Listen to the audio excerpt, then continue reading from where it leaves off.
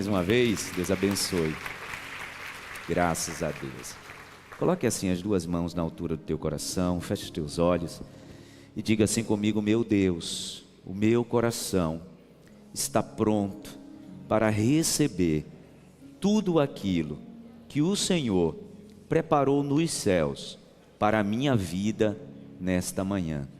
O meu coração é um terreno fértil, que a tua palavra, que é a semente, possa germinar, florescer, frutificar na minha vida nesta manhã, no nome de Jesus.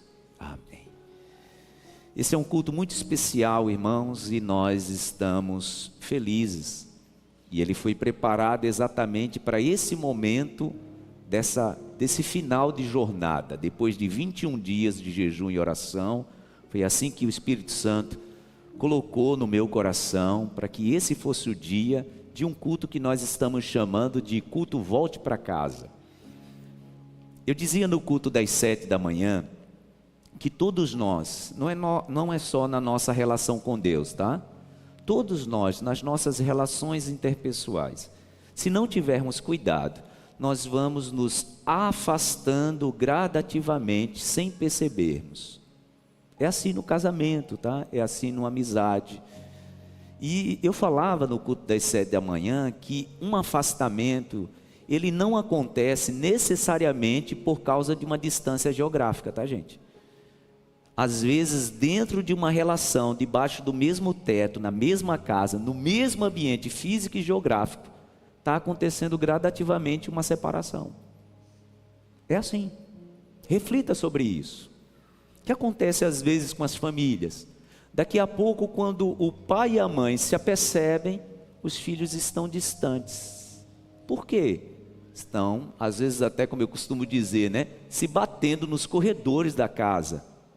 Mas os corações estão distantes. Porque a questão do afastamento não necessariamente é um obstáculo da geografia, do espaço físico. Quantas pessoas que estão casadas há alguns anos e daqui a pouco olham para o outro e estão distantes emocionalmente, estão distantes sentimentalmente. O afastamento é a falta do cuidado constante da aproximação. É assim nas relações interpessoais. É assim com Deus. Às vezes nós estamos nos afastando de Deus todo domingo estando na igreja, que é mais perigoso, né? Às vezes estamos distantes do Senhor, nos perdendo dele todos os dias na liturgia de um culto, de uma missa, de um ambiente religioso. O afastamento, repito, irmãos, é a falta do cuidado que precisa ser constante. É por isso que dentro de uma relação, de vez em quando, né, isso é mais um cuidado, né, da mulher. A mulher vai dando as dicas para o marido: olha, você está muito distante de seus filhos, você está muito distante de mim, nosso casamento pode estar em problema. E às vezes o outro, né, a outra pode achar até que é é chatice, está falando muita coisa, é chatice. Não, é o cuidado para que esse distanciamento não aconteça, você vivendo debaixo do mesmo teto. Isso me faz lembrar uma mensagem que eu ouvi na minha adolescência. Na verdade, eu ouvi a mensagem e li o livro que veio da mensagem de um pastor que para mim sempre foi uma referência, pastor Alejandro Bulhon. O título do livro me inspirou também no título do culto, né? O título do livro é um livro muito antigo chamado Volte para Casa, Filho. E o pastor Alejandro Bulhon conta que um dia no seu escritório pastoral ele recebe um jovem que era muito influente na igreja. Ele tinha uma influência muito grande sobre os outros jovens. Sabe aquele jovem que toda mãe, todo pai dá um toque assim no filho e diz assim: por que você não é feito ele? Ele era o jovem excepcional. Todo mundo o admirava, todo o trabalho da igreja ele estava envolvido. Todo o trabalho da igreja, ele era o primeiro a participar. Era o exemplo que os pais davam para os seus filhos, né? Olha como fulano é envolvido. E o pastor Alejandro diz que Para surpresa dele, um dia ele está lá, alguém diz que a secretária fala: olha, o senhor está precisando receber fulano. E ele entra na sala e desaba na cadeira, na frente do seu birô, e pede ao pastor Alejandro: me ajude, eu estou precisando de ajuda. E para o pastor foi uma surpresa, porque aquele jovem era alguém muito envolvido nas atividades. Irmãos, às vezes nós estamos apenas no ativismo, mas o nosso coração pode estar se distanciando. E aquele jovem pede ajuda ao seu pastor: me ajude, eu estou precisando de ajuda. E o pastor pergunta para ele o que aconteceu. E ele relata, tanto na mensagem quanto no livro, que aquele jovem diz: me ajude, pois eu estou perdido. Faz tempo que eu estou perdido dentro da minha igreja. E ele diz para o seu pastor: eu sei que para muitos jovens dessa igreja eu sou uma referência.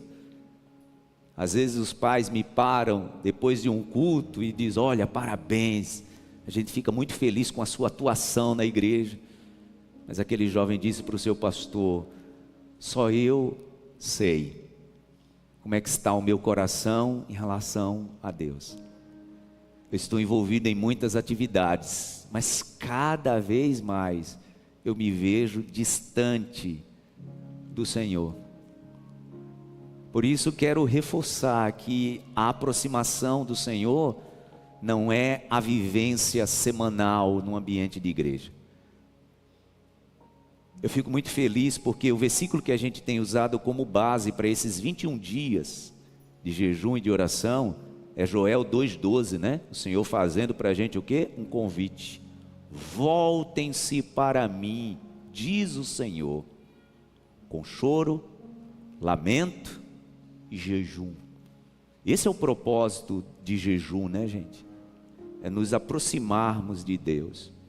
E a palavra que eu quero nessa manhã partilhar com a igreja está baseado na leitura que fizemos domingo passado.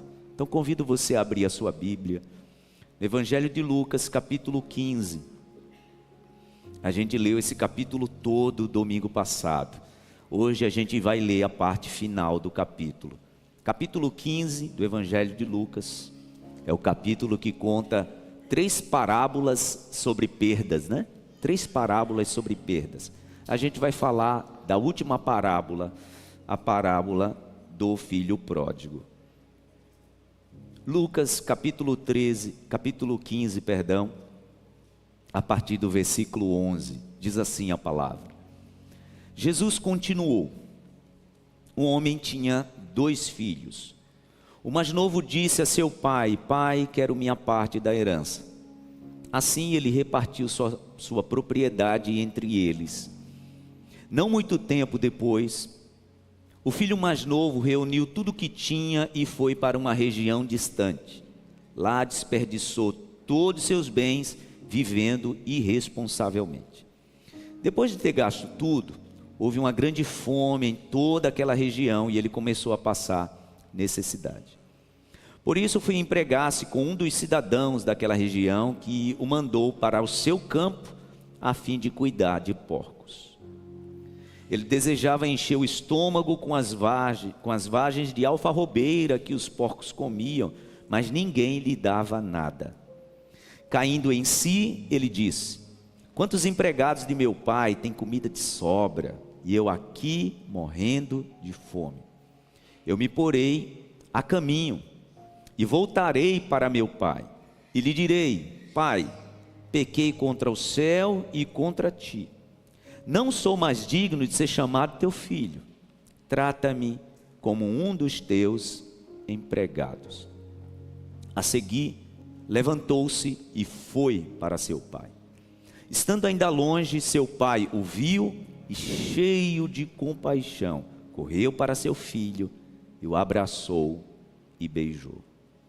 O filho lhe disse: pai, pequei contra o céu e contra ti, não sou mais digno de ser chamado teu filho. Mas o pai disse aos seus servos: depressa, tragam a melhor roupa, vistam nele, coloquem um anel em seu dedo e calçados em seus pés. Tragam um novilho gordo e matem-no. Vamos fazer uma festa e comemorar, pois este meu filho estava morto e voltou à vida. Estava perdido e foi achado. E começaram a festejar. Amém. Digam graças a Deus. É sobre isso que eu quero falar nesta manhã, sobre esse retorno para casa. Como eu disse, domingo passado ministrei sobre isso. Jesus está falando 3 parábolas sobre perdas. E na última parábola ele fala sobre esse filho, que chega para o pai como uma afronta, né, gente? Porque imagina alguém pedir herança, o pai ainda vivo. O coração do pai deve ter ficado assim, pequenininho, de angústia. Mas o pai fez o que ele pediu. Por quê, gente? Porque esse pai aqui, preste bem atenção, que representa o Pai Celestial, ele quer gente por perto por amor e não por obrigação. Vou repetir, tá? Esse pai que representa o Pai Celestial quer a gente por perto por amor e não por obrigação. Essa semana o meu filho me perguntou isso. Ô pai, Deus criou o homem, mas ele já sabia que o homem iria errar com ele. Por que ele criou o homem? Eu disse, o nome disso é, sabe o que, filho? Amor. Porque amor, gente, é exatamente essa representação. Eu quero alguém por perto porque eu amo, não porque eu forço essa pessoa. Até expliquei para ele assim, imagina que o Pai Celestial não nos criou como um aplicativo de celular. Ele não nos criou como um aplicativo. O aplicativo ele foi criado só para fazer o que foi programado.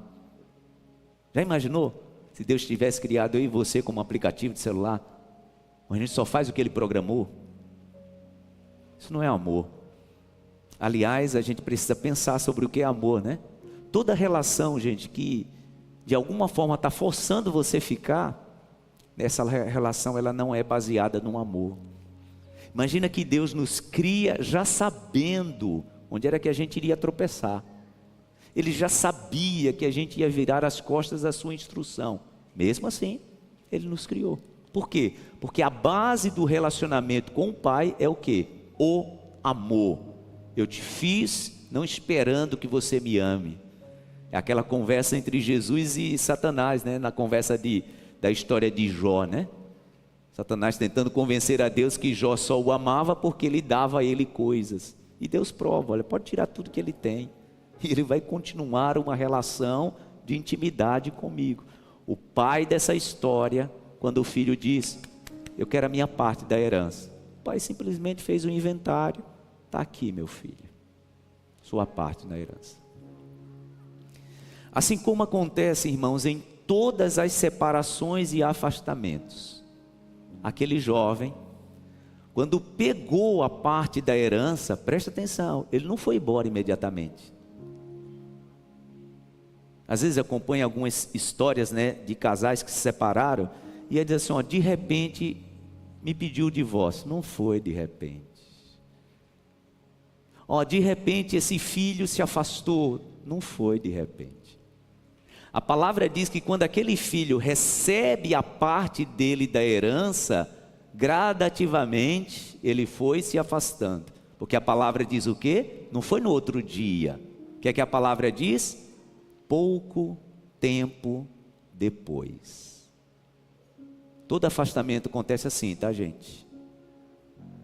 Tem um tempo para acontecer. Quando é que acontece o nosso afastamento de Deus? É quando eu era um assíduo leitor da palavra. E essa leitura começa a ficar esporádica. É quando eu tinha o costume de todos os dias ter o meu devocional, minha conversa com o Pai. E ela começa a se tornar espaçada e esporádica. O filho recebe a sua parte da herança, fica ali alguns dias do convívio da família, e a palavra diz como na história, pouco tempo depois. Todo afastamento é assim. O casamento acaba exatamente por isso. Por quê? Porque aquilo que era comum, pouco tempo depois, se torna incomum. Aquilo que era comum na minha relação com Deus, vai se tornando incomum, e aí eu vou me esfriando. Essa relação vai se arrefecendo e eu vou esfriando. É assim. Nunca é de repente. Nunca a notícia trágica é de repente. Sempre é, como diz a palavra, pouco tempo depois. Pouco tempo depois, ele chega para o pai e diz: tchau, viu? Estou indo viver minha aventura. Vou lá conhecer, eu preciso conhecer coisas novas. Eu preciso ter novas experiências. Eu penso que isso já aconteceu com todos nós. Eu nasci no Evangelho. Mas eu também, na minha vida, em determinado momento, eu percebi que gradativamente eu me afastara. E é impressionante, irmãos, se a gente não estiver atento, como isso acontece, a gente sem ter a consciência que o afastamento está acontecendo. Pare um pouquinho para pensar nos relacionamentos. Nos relacionamentos é assim, no relacionamento com Deus também é desse jeito. Ele se despede do pai, do irmão mais velho, das pessoas do convívio daquela casa, e ele vai então viver a sua nova experiência. A sua experiência fora dos olhos, do olhar, do convívio do pai. A palavra diz que longe do pai, vivendo a sua aventura, então ele começa a gastar.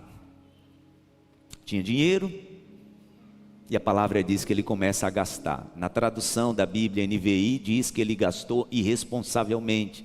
Em outra versão da Bíblia diz que ele gastou dissolutamente. Por isso que ele é chamado de pródigo, tá, gente? O pródigo é aquele esbanjador que gasta irresponsavelmente. A palavra diz que o dinheiro acabou. Porque às vezes quando a gente está vivendo a nossa própria aventura, a gente sempre acha que vai ter como sustentar, bancar o que a gente está se propondo viver, distante da vontade de Deus, tá? A gente acha que consegue bancar. Aquele jovem achou que o dinheiro não iria faltar, porque era muita grana, era muito dinheiro. Mas um dia ele põe a mão no bolso e não tem mais dinheiro. Na região que ele estava, veio uma grande crise econômica. E ele começa a passar necessidade. Eu sempre, quando estou analisando essa história, eu me pergunto, gente, por que quando o dinheiro acabou, começou aquela crise econômica, ele não já voltou para casa? Sabe por quê? Porque às vezes quando a gente toma uma decisão errada, que começa a dar errado, sabe o que a gente pensa? Eu vou dar um jeito. Eu consigo consertar. Eu vou dar um jeito nessa situação. Então quando ele coloca a mão no bolso, que não tem mais dinheiro, há uma crise econômica, a palavra diz que há uma fome na região, ele pensa, não, eu vou conseguir me virar. O que dá para entender, né, que a Bíblia diz que quando ele volta para casa, estou adiantando a história, né? Uma das primeiras coisas que o pai faz é colocar de volta o anel no dedo dele. Então isso me faz entender que nessas necessidades, ele deve ter vendido até o anel que era o símbolo da família, tinha um brasão da família no anel. Vendeu possivelmente para se alimentar. Pensou, não, nesse tempo que eu estou aqui, eu granjeei amigos, então eu tenho gente que me conhece. Só que a palavra diz que todas as portas fecharam. Então, ele bate na porta de alguém que por misericórdia diz para ele, tá, você pode trabalhar para mim. Só que não aqui, né? A palavra diz que quem arranjou para ele o emprego, mandou ele para onde, gente? Para o campo. E Jesus está contando uma história para quê? Para judeu. E a palavra diz que a proposta de trabalho qual era? Para que ele cuidasse de porcos. Jesus está contando a história para judeu. E judeu considera porco um animal impuro. Ele não pode nem tocar no porco. Ele não come a carne do porco. E esse jovem então agora se vê nessa situação. Vai para o campo. E a palavra diz que agora ele está cuidando dos porcos. Só que ele foi contratado, gente, como jornaleiro. E o que é um jornaleiro? É alguém que trabalha uma jornada de trabalho. Pega de manhã, larga à tarde, só à tarde que recebe o pagamento. Ele já estava com fome. Então a palavra diz que quando ele está lá esperando salário à tarde para fazer, possivelmente a sua primeira refeição, ele está lá cuidando dos porcos e os porcos estão comendo. É interessante que a palavra diz que os porcos estão comendo a vagem de alfarrobeira. Essa não era a comida comum do porco, tá, gente? A vagem de alfarrobeira para o porco naquela época é tipo aqui no Nordeste, quando a seca está muito grande, que não tem pasto, que o pecuarista faz o quê? Vai lá e corta o quê? A palma. Não é a comida comum do gado. É na necessidade, lá no Oriente também. Cortar a vagem da alfarrobeira era quando não tinha, o que a gente costuma dizer aqui, né? A lavagem para o porco comer. Então, nem era a comida comum do porco. A situação era tão precária que o porco estava comendo o que nem era a sua comida comum. E a palavra diz que o jovem está lá, sentado, olhando o porco comer, a barriga roncando. E agora a Bíblia diz que ele tem desejo, vontade de comer o que o porco estava comendo. Quando isso acontece, quando ele deseja comer o que o porco está comendo, então ele pensa: o que eu fiz da minha vida? Ele pensa: como eu vim parar aqui, nessa situação? Como eu deixei isso acontecer?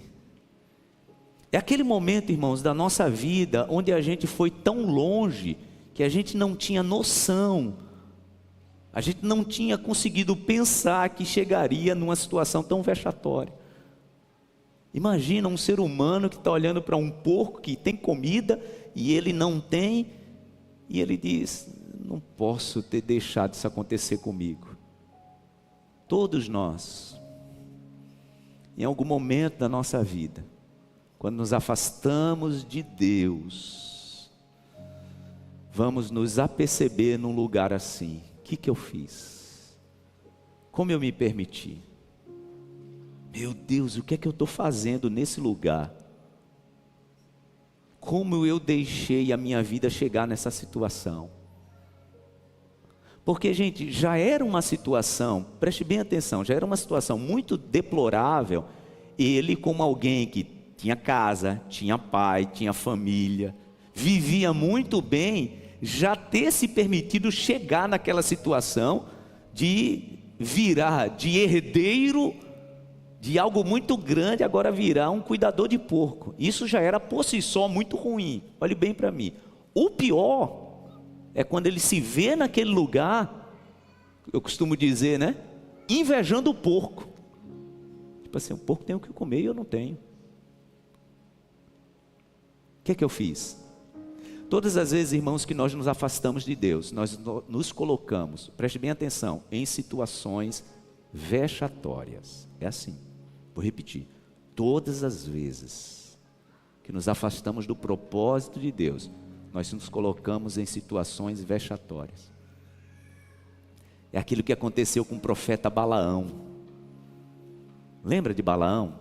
Se você não sabe essa história, deixa eu contar rapidamente. A palavra diz que o rei dos Moabitas sabia que seria o próximo alvo de Josué, de Moisés, que estavam conquistando tudo quando saíram do Egito, né? E ele percebeu que não tinha como ele vencer o povo de Israel, que é o povo de Deus, se esse povo não fosse amaldiçoado. Então ele teve uma ideia na cabeça dele brilhante, né? Já sei, tem uma forma de eu derrotar esse povo. Eu preciso ter alguém que amaldiçoe o povo. Deram então esse conselho: convida um profeta que tem autoridade, você paga ele e ele lança lá uma palavra de maldição e o povo vai estar em maus lençóis, né?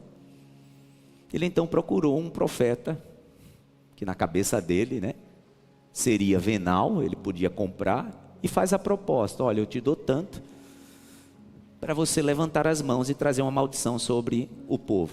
Balaão disse, perdoa a expressão que eu vou usar, né? Ô, tá maluco? Vou fazer isso nada? Não. Você quer me pagar para eu amaldiçoar o povo de Deus? Não, não faço não. O rei dos Moabitas disse: não, eu pago muito bem. Ele rejeitou a proposta.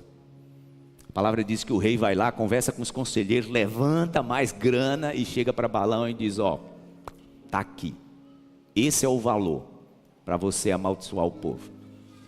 Mais uma vez a palavra diz que Balaão diz não, consulta o Senhor, e o Senhor diz primeiro para ele: olha, não é para você ir. Não sei porque a palavra diz depois que Deus diz: tá bom, você pode ir, Balaão, agora você só vai falar nessa reunião o que eu disser para você falar. Balaão diz: ok, estou indo lá. Quando Balaão sai de casa, o que dá para perceber é que Deus vai lá no coração dele e percebe que ele está com a intenção errada. A palavra diz que ele saiu montado na sua jumentinha, né?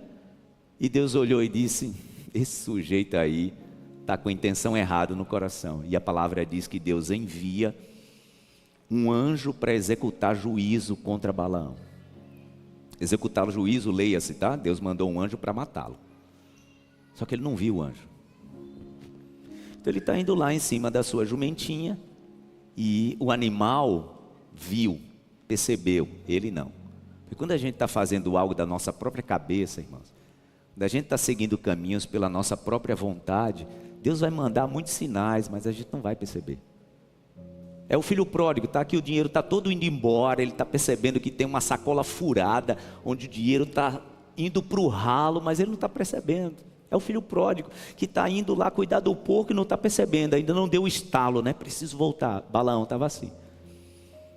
O animal, quando viu o anjo, que já estava pronto para executar o juízo, a palavra diz que ele começa a se desviar, e sai do caminho e começa a ir por um campo. Aí Balaão pega o chicote, ó, pá, pá, pá, pá, pá, nele para fazê-lo voltar, o animal. Aí volta. Mais para frente o anjo se posiciona no lugar bem estreito, e a palavra diz que o animal com medo começa a empurrar a perna de Balaão numa cerca que tinha, e começa a ferir a perna dele. Quando o animal vai se escorando aqui no canto para fugir do anjo, Balaão bate mais nele. Porque às vezes é assim, né? A gente está trilhando o caminho que não foi o que Deus propôs para a gente. Olha o que eu vou lhe dizer, e às vezes a gente está até se machucando, mas continua. Viver fora da presença, às vezes vai gerar na gente até machucaduras, mas a gente está indo. Por quê? Porque a gente não está vendo. Chega mais para frente, Balaão bate no animal, chega mais para frente, a palavra diz que o anjo se colocou numa posição que não dava para eles passarem. O animal então, com medo, fez o quê? Se deitou.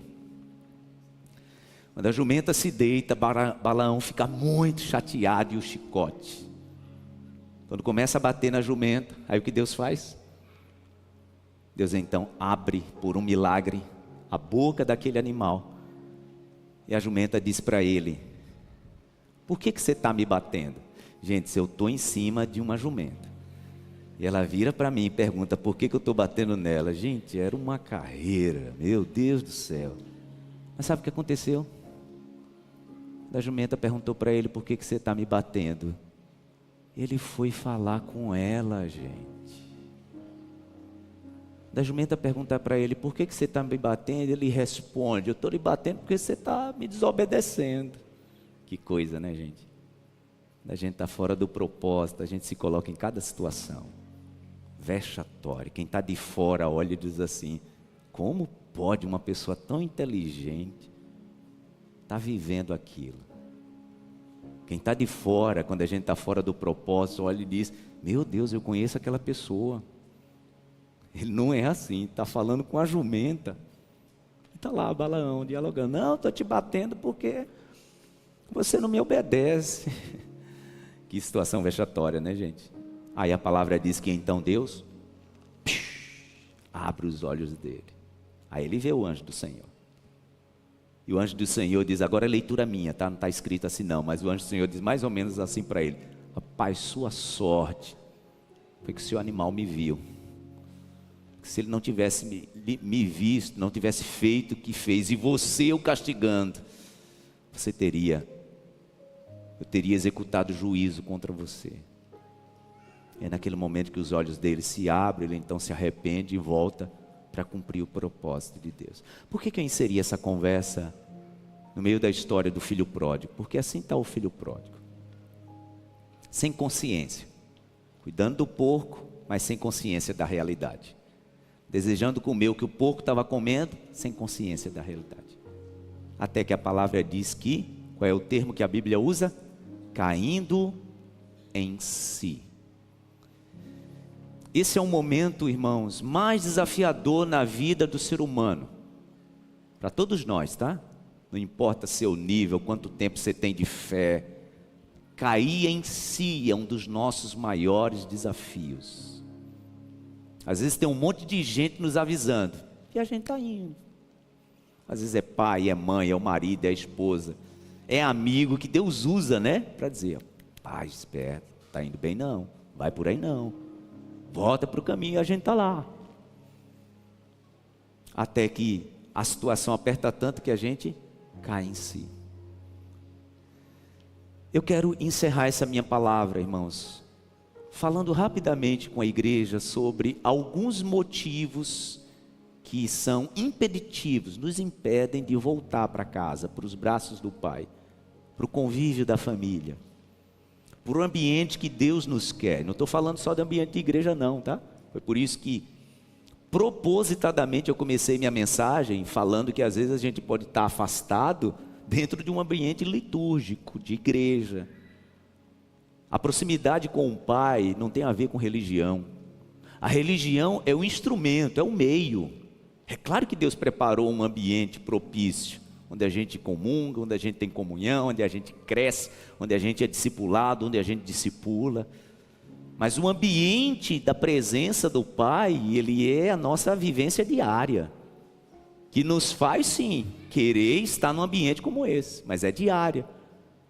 E o que é que nos impede, gente, de voltar a esse lugar da casa do Pai, aquele lugar da comunhão? Eu quero trazer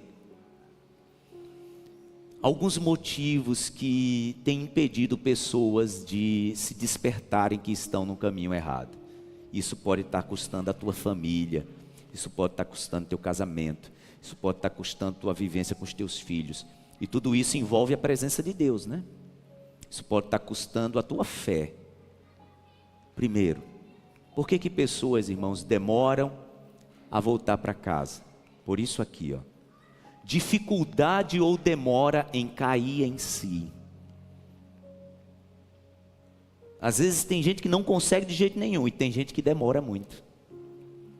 Deus está usando todo mundo. Deus está usando amigo, Deus está usando a esposa, Deus está usando o marido, Deus está usando o filho, Deus está usando o pai, e a pessoa está indo. Até que tem que acontecer algo muito grave. É muito raro um ser humano que aprende antes de sofrer. É muito raro. Aliás, a palavra mostra que esses são os que alcançaram sabedoria, né? Vão aprendendo com o que vão vendo na vida dos outros. Esse cair em si é o momento da epifania, é o momento da consciência. E eu penso, meu Deus, o que eu vim fazer aqui? É o jovem, né? Cuidando do porco e pensando, como eu posso estar aqui cuidando do porco e ainda tendo inveja dele? Não, eu tenho que fazer alguma coisa. É nesse momento que também a gente precisa viver isso aqui, ó. Por que pessoas demoram, irmãos, a voltar ao convívio do Pai Celestial? Dificuldade de se autoavaliar. Nós temos muita facilidade de avaliar os outros, tá? Nós temos muita facilidade em ver o que está errado na vida dos outros.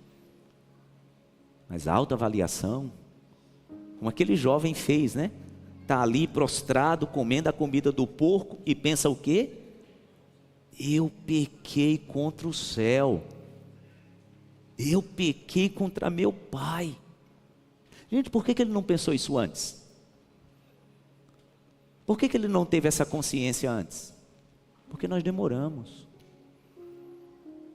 Nós demoramos para perceber que estamos destruindo a nossa família. Nós demoramos para perceber que estamos ferindo quem nós amamos reiteradamente. É impressionante, gente, depois que a tragédia chega, como a gente corre para reparar, né? Então é a esposa, os filhos que estão dizendo, o marido dizendo, olha, você não está tendo tempo para casa, você está cuidando mais Não, mas eu estou aqui, vocês não percebem, estou aqui ganhando dinheiro para a gente viver bem e tal. Daqui a pouco essa família não aguenta mais e aí aparece o divórcio. Quando aparece, é uma correria. O tempo aparece então. A pessoa correndo atrás. Só que essa autoavaliação precisa acontecer constantemente. No momento de um nível máximo de derrota, o jovem percebe: eu pequei contra meu pai, eu pequei contra o céu, e vou chegar lá e vou dizer isso para ele. Vou dizer para ele que não sou mais digno nem de ser chamado filho dele. Se ele me arranjar um emprego na casa dele, eu já vou estar feliz. Ele fez o quê, gente? Uma autoavaliação. Terceiro, por que as pessoas elas demoram para retornar? A dificuldade de tomar a decisão. Porque entendam, tá? Preste bem atenção no que eu vou dizer. Uma coisa é você fazer a avaliação e perceber que está errado. Outra coisa é você decidir consertar o que está errado. Quantas pessoas que estão vivendo uma aventura fora do casamento, de vez em quando vem uma crise de consciência e diz: meu Deus, eu preciso consertar minha vida. Eu tenho uma aliança com a minha família. Olhe para mim, entre saber disso e tomar a decisão de parar e retornar à aliança, tem um abismo. Às vezes, irmãos, nós estamos vivendo um processo que conscientemente, de vez em quando a gente pensa: meu Deus, isso que eu estou fazendo não agrada a Deus. Acho que isso que eu estou fazendo está deixando Deus triste. Tem um abismo, tá? Entre você saber disso e decidir viver uma vida diferente. Eu falei isso nas semanas que se seguiram, né? Eu já recebi muitos testemunhos de pessoas que se afastaram do convívio da comunidade, da igreja, que disseram assim para mim: pastor, eu passava na frente da igreja, eu tentava entrar e não conseguia. Nesse momento, gente, tinha gente que dizia assim para mim, ó, eu chegava e eu ficava do outro lado da rua, chorando, mas não conseguia entrar. O que essa pessoa está vivendo? Olhe para mim, essa pessoa está tendo a seguinte crise de consciência: eu preciso entrar, mas eu não consigo tomar a decisão de entrar. Percebem a diferença? A mesma coisa, gente, é esse quarto ponto aqui, ó. Por que as pessoas demoram para tomar a decisão? Falta de humildade. Orgulho. Gente, se tem uma coisa que destrói o ser humano, é um negócio chamado orgulho. O orgulho diz para você: com que cara eu vou voltar? Com que cara eu vou contar para minha esposa? Com que cara eu vou contar para o meu marido? Com que cara eu vou falar para os meus filhos? E o orgulho domina a vida da pessoa. Irmãos, imagine a dificuldade daquele jovem na hora que tomou a decisão, porque a palavra diz que ele toma a decisão lá, né? Ainda sentado. O que é que eu estou fazendo aqui? Vou levantar, vou dizer para o meu pai: pai, eu pequei contra o céu, pequei contra o Senhor, não sou digno mais de ser chamado teu filho, me receba como um teu empregado. Aí a palavra diz que logo depois ele fez o quê? Levantou e foi. Há também um abismo entre o momento que você toma a decisão e o momento que você age. Tem muita gente que já tomou muitas decisões, mas só ficou na decisão. Vou melhorar em casa. Eu não posso mais ser essa pessoa explosiva com a minha família. Meu Deus, eu preciso ter mais cuidado com as palavras que eu falo quando eu estou nervoso, quando eu estou nervosa. O nome disso é o que, gente? Decisão. Só que entre decisão e colocar em prática tem um abismo. Eu gosto demais desse detalhe quando a palavra diz que ele pensou tudo aquilo ali, levantou e foi. Pronto, agora sim. No caminho todo ele ensaiando. Chega lá, vou dizer assim para o meu pai: Pai, pequei contra o céu, contra o Senhor, não sou digno mais de ser chamado teu filho, me receba como empregado. E ele está ensaiando isso, e está voltando para casa, E a palavra diz que quando ele aponta lá, e o pai estava aqui esperando, o pai o vê. Falei sobre isso domingo passado, né? O pai poderia mandar alguém procurar o filho, ele esperou ele voltar, porque só volta quem quer. Vocês acham que o Pai Celestial quer todo mundo perto dele? Claro que quer, mas ele vai esperar você vir. Ele não vai forçar ninguém. E agora o filho está chegando, e o pai está o vendo. A palavra diz que agora sim, quando ele percebeu que o filho estava voltando por vontade própria, ele então agora corre. E a palavra diz que ele abraça o filho, e ele beija o filho. Quando ele abraça e beija o filho que tinha ensaiado, né? Ele já tinha feito o roteiro. Quando chega lá, eu preciso falar isso para ele. Eu faço essa cena, né? Eu consigo visualizar essa cena. O filho meio que empurrando o pai: Pai, peraí, que eu ensaiei um negócio aqui, deixa eu te dizer. Pequei contra o céu, pequei contra o Senhor. Não sou digno mais de ser chamado teu filho. Me receba só como empregado. Interessante, né? O pai não diz nada para ele. Não é desejo do Pai Celestial colocar o dedo naquilo que já está ferido para sangrar. As pessoas fazem isso, tá? Deus não. Pai não deu lição de moral, né? Por que você fez isso? Gastou meu dinheiro todo. Quando ele começa a falar, a palavra diz que o pai se dirige aos servos, né? Traga uma roupa nova. Traga o anel, que tem um símbolo da família, coloca no dedo dele. Traz calçados novos. Mata o novilho gordo, porque esse meu filho estava morto e reviveu. E o filho, gente? O filho, ele já estava vivendo com as dores, com as consequências do que ele tinha feito. Ele já estava convivendo com todos os males que a sua decisão tinha causado para ele e para a família, né? Porque o prejuízo, olhe bem para mim, quando a gente toma uma decisão errada contra a vontade de Deus, o prejuízo não é só para a gente. Quem está de perto também vai sofrer. Esses dias, dentro do propósito de 21 dias de oração, eu falava sobre isso, né? Ore por suas decisões, para não precisar orar pelas consequências delas. Porque a oração pelas consequências é muito mais pesada e dolorosa. Ore por suas decisões. E a decisão que o Senhor te convida nesta manhã a tomar é a decisão de voltar. Feche teus olhos aí no teu lugar. Eu quero convidar você para um tempo de conversa com Ele. Um tempo de conversa com o Pai.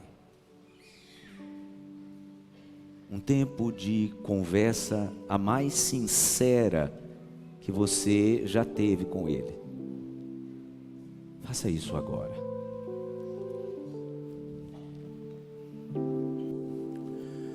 Ontem deixou sua casa e saiu pelo mundo.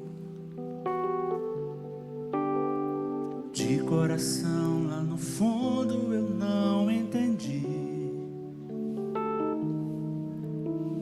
Tudo que fiz, o que Ele quis, meus braços abertos ficaram e ainda estão assim. E vão continuar até um dia vê-lo regressar. Posso pensar no que o mundo lhe tem preparado. Sei privações tem passado e tudo porque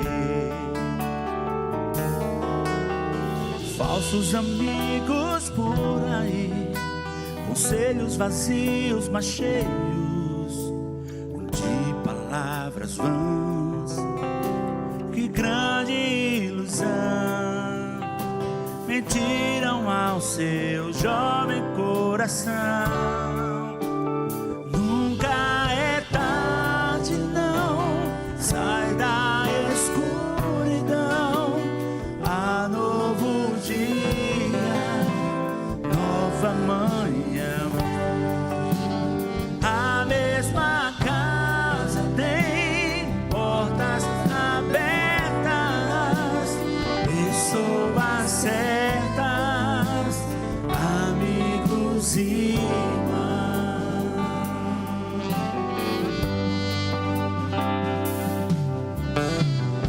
Pareço sonho, mas nem a distância me engana.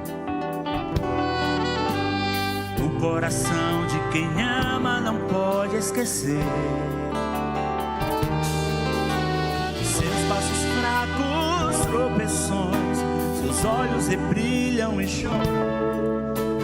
Pai, eu sei que errei, mas vim para acertar. Permita-me de novo aqui ficar. Pai, só lamento que onde passei via muito filhos sem rumo, sem teto e carentes de amor. Que o Senhor lhes dê a mão, lhes mostre de novo o caminho para um renascer, um novo proceder, na mais perfeita e bela comunhão. Mas nunca é tarde, não, sai da escuridão. Há novo dia, nova manhã.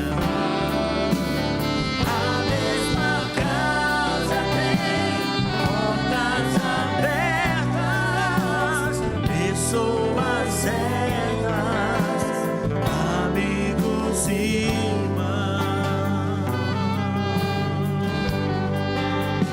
Nunca é tarde, não, sai da escuridão. Há novo dia, nova manhã.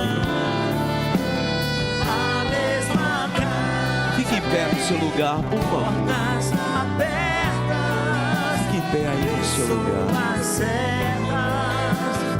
amigos e irmãos. Eu quero primeiro fazer um convite a você que ainda não tomou a decisão de aceitar Jesus como seu Senhor e Salvador. E você sabe que já passou da hora de você tomar essa decisão, entregando a sua vida completamente ao Senhor, entendendo que somente Ele na tua vida é quem pode te direcionar e te guiar. Isso já há um tempo arde no teu coração, mesmo que de vez em quando você rejeite. É o Espírito Santo lhe dizendo: meu filho, minha filha, chegou o momento de tomar essa decisão. Você que quer tomar essa decisão nessa manhã, essa palavra foi preparada especialmente para você. Se você deseja tomar essa decisão, eu convido você para vir aqui diante do altar, porque eu quero orar por você. Você que quer tomar a decisão de aceitar Jesus.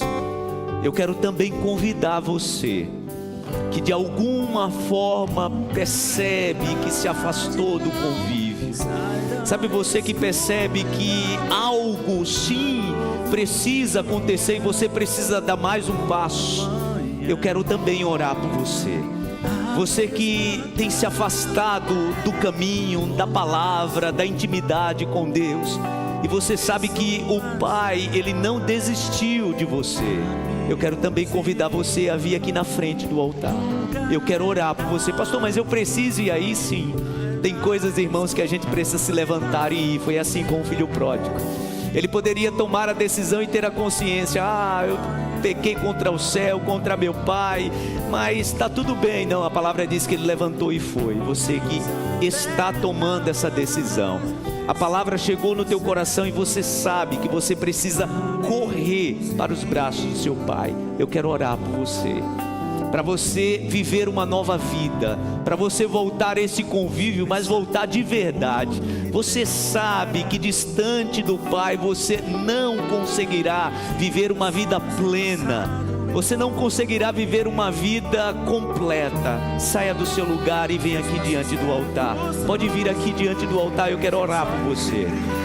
Venha, mas venha correndo, porque o Pai te chama e te diz: minha filha, meu filho, venha, pois eu quero te receber. Lembre do que eu falei, a distância às vezes é a distância de algo que está acontecendo até no ambiente de igreja. Eu estou vindo para os cultos, eu estou participando das atividades da igreja, mas eu estou distante.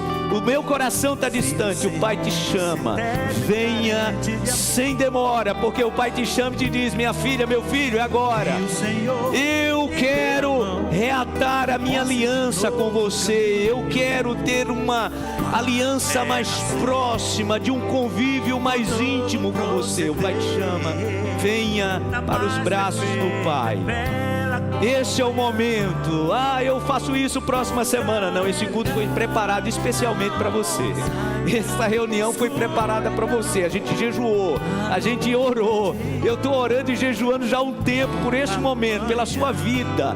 Não saia daqui sem tomar a decisão. No nome de Jesus, corra para o braço do Pai e diga para Ele: é hoje, meu Deus. Eu não vou deixar para a próxima semana. É hoje, nunca é tarde, não. Nunca é tarde. Sim, sai da escuridão, há novo dia, nova manhã. A mesma casa tem portas abertas, pessoas certas, amigos e... Já imaginou que é chegar daqui a 1 mês, 3 meses e a tua vida está continuando sem sentido? E você pensar: eu deveria ter ido naquele dia, meu Deus. Eu deveria ter ido correndo para consertar aquilo que está precisando ser consertado na minha vida. Irmãos, eu disse aqui domingo passado, eu não costumo insistir com pessoas para elas se jogarem nos braços de Jesus, pois a palavra do Senhor diz que Ele nos atrai. Mas nessa manhã meu coração arde, porque eu sei que tem gente que não pode sair daqui sem ter tomado essa decisão. E o Senhor está dizendo isso para o teu bem. O Senhor está dizendo isso por o amor que Ele tem à sua vida. O Pai, entenda, o Pai não vai aí te buscar não, pastor, mas eu faço a minha oração aqui. Lembre do filho que se levantou e foi. Às vezes nós precisamos de um gesto público. Às vezes precisamos de um gesto que expressa: meu Deus, está vendo? O Senhor está vendo que eu estou pronto para isso. O Senhor está vendo que eu estou tomando essa decisão. Oh, Espírito Santo de Deus, quebra todas as amarras, no nome de Jesus. Eu tenho certeza, meu Deus, que essa é uma manhã de libertação, é uma manhã de reencontro, é uma manhã de portas abertas, onde os filhos, as filhas estão voltando para o convívio da casa. É uma manhã, meu Deus, eu tenho certeza que maravilhosa, que ficará marcada na vida dos teus filhos, como uma manhã de cura. Essa cura já está acontecendo, meu Deus, no nome de Jesus. Vocês que estão aqui diante do altar do Senhor, entendam que vocês não estão diante de pessoas. Esqueça quem está perto de você, esqueça o pastor que está falando com você. Agora é você e o Pai. Sabe aquele jovem que não queria que ninguém lhe atrapalhasse, dizendo para o pai: pai, peraí, deixa eu te afastar um pouquinho, eu sei que você quer me abraçar e me beijar, mas eu preciso te dizer, eu errei, eu me afastei, mas eu quero consertar. Me recebe, nem que seja no convívio da tua casa, mesmo que nem seja como filho. Entenda que a proposta de Deus para você não é essa. Ele está lhe dizendo nessa manhã: minha filha, eu te amo. Meu filho, eu te amo e eu te abraço. Você está no lugar de onde você nunca deveria ter se afastado. É esse lugar, meu Deus. Você que está diante do altar do Senhor, faça comigo essa oração, por favor. Eu disse isso no culto das 7 da manhã, que eu pedi ao Espírito Santo que me direcionasse em cada palavra, para que não seja uma oração que você não queira fazer, mas se você sente aí no teu coração, repita comigo essas palavras. Diga assim comigo: meu Pai, eu estou de volta. Eu estou voltando para os teus braços. Desse lugar que eu nunca deveria ter me afastado. Obrigado pelo teu amor. Obrigado porque eu sei que o Senhor me ama e nunca desistiu de mim. Obrigado, meu Pai. Eu estou me jogando de volta nos teus braços, no teu cuidado. Neste dia eu quero refazer a minha aliança com o Senhor, a minha aliança contigo, que é perpétua. Nunca mais, diga isso para o Senhor, nunca mais essa aliança será quebrada, pois eu sei que o meu lugar é nos teus braços, os teus braços de amor que me acolhem nessa manhã. Por isso estou tomando essa decisão de voltar para a casa do meu Pai. Diga para o Senhor: obrigado, meu Deus, por me receber. Obrigado por me entender. Eu estou nesse lugar porque eu te amo. Eu estou neste lugar porque eu sei que o Senhor me ama. Obrigado pelo teu amor, no nome de Jesus. Amém e amém. Aplauda o Senhor, estenda as mãos para cá. Obrigado, meu Deus, nós abençoamos tuas filhas, teus filhos, na autoridade que há no nome de Jesus. Eu declaro nessa manhã uma unção especial do Espírito Santo, que o Senhor traga uma porção especial sobre os teus filhos, meu Deus, que venha cura na alma, que venha cura, meu Deus, no amor original, no primeiro amor. Que o Senhor venha curar os teus filhos, são filhos amados, que se lançam aos teus pés, recebendo-te de volta, no nome de Jesus. Que venha sobre cada pessoa, meu Deus, a cura na alma e no espírito, no nome de Jesus. Que haja uma cura completa e total, que haja uma restauração, meu Deus, dos propósitos, dos sentimentos, que haja uma cura, meu Deus, que só o Senhor traz, no nome de Jesus. Que teu Espírito Santo venha de forma especial curar os teus filhos, as tuas filhas. São filhos que voltam para o convívio do Pai, são filhas que voltam para o amor do Pai, declarando publicamente que pertencem a Ti, sempre pertenceram a Ti e estão de volta a casa, e o Senhor de braços abertos os recebe. Nós te agradecemos no nome de Jesus. Amém, amém e amém. Aplauda ao Senhor. Deus abençoe você que veio diante do altar. Volte para o seu lugar, declarando isso e dizendo: eu estou de volta à casa do meu Pai. Ah, nunca é tarde, nunca é tarde. Obrigado, meu Deus. Levante as suas mãos bem alto e declare isso. Há uma luz de Deus sendo derramada sobre a tua vida. Oh, recanto salabás. Há uma luz de Deus sendo derramada sobre a tua vida. O Senhor está trazendo claridade ao teu entendimento. O Senhor está trazendo clareza ao teu coração. Obrigado, meu Deus.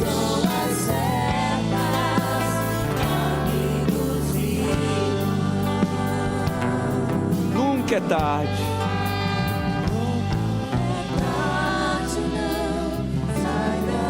Obrigado, meu Deus.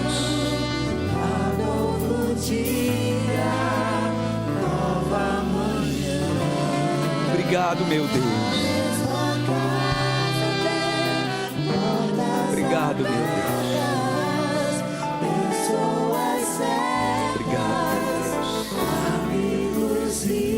Aplauda o Senhor bem forte. Oh, bendito é o nome do Senhor. Abençoe essa filha, esse filho que está perto de você. Se for alguém da sua família, já aproveita e dá um abraço, aquele bem apertado, dá um cheiro, daquele que só quem ama dá. Se for alguém que não é da tua família, abençoe, no nome de Jesus. Aleluia. Bendito é o nome do Senhor. Coisa boa é casa de pai e de mãe, né, gente? Eu não tenho mais meu pai e minha mãe. Mas quando eu tinha meu pai e minha mãe, quando eu chegava lá, coisa boa que é, né? Você abre a geladeira, o pudim tá lá inteirinho, você vai lá, pega um pedação, antes do almoço. A casa do pai é assim, alimento para a sua alma, alimento para o seu espírito. Você não precisa mendigar, na casa do pai você tem abundância. Na casa do pai você pode se alimentar dele. No nome de Jesus, entenda isso. Não se afaste, porque o pai, ele é próspero, abundante, provisor. Ele traz provisão sobre a sua vida.